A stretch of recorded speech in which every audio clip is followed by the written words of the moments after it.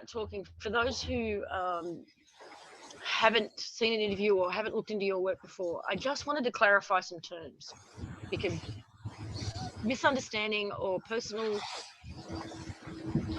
understanding of words and terms creates a lot of confusion with our language.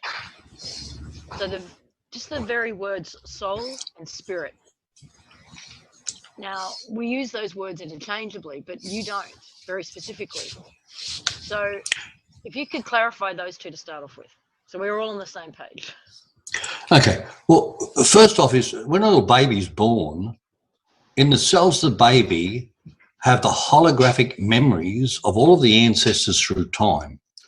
Example with that is we're dealing with stolen generation, and where they can't associate with the children. So in this particular case, we find the cause of the effect is linked to the great-great-great-grandmother. Through the hologram of time, we call her through, and next minute the great-great-grandmother's crying her eyes out of the person on the table. They've just come and taken my children. I can't afford to love any more of my children because I don't know when to come and take the rest. So she shut down. That now came down the genetic line and was locked in to the vehicle.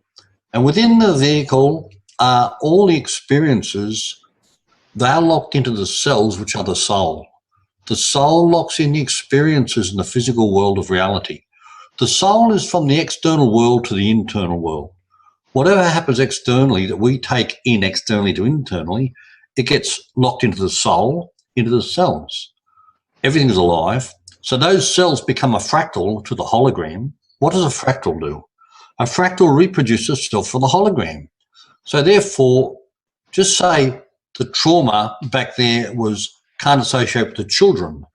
So that passes down the genetic line in its own dimension of time, affecting all the generations as it comes through the cells of all the generations, and they can't associate with the children till we unfold time and space that dimension.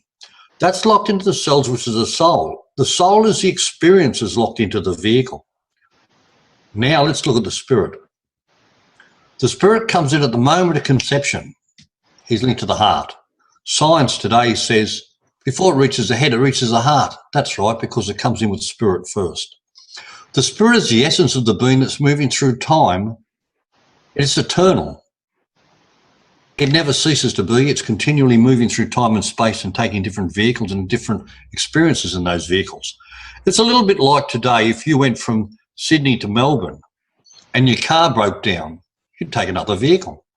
The spirit is doing the same thing. It's just taking other vehicles to continue on its journey through time and space to where it needs to go. It can bring trauma through from the past. Now, we have doctors at Children's Hospital have been saying, we have no idea what's wrong with half the kids in here. Well, I'll tell you what's wrong with half the kids. In the first 7 years, the spirit brings through trauma of the past and sets it up. That's what's wrong with half of the kids. It's not being looked at. Can I ask if another way of, I'm a visual person, so I need to have a visual image in my head. Sure. So the saying of we only live once, in one way, it could be true in the sense of Lisa. There is a soul for Lisa, for this incarnation. That's correct. That's correct. Every incarnation that the spirit, the essence that I am, has had, there is a soul for that. And the spirit that's correct. and knows stories of every soul. That's correct.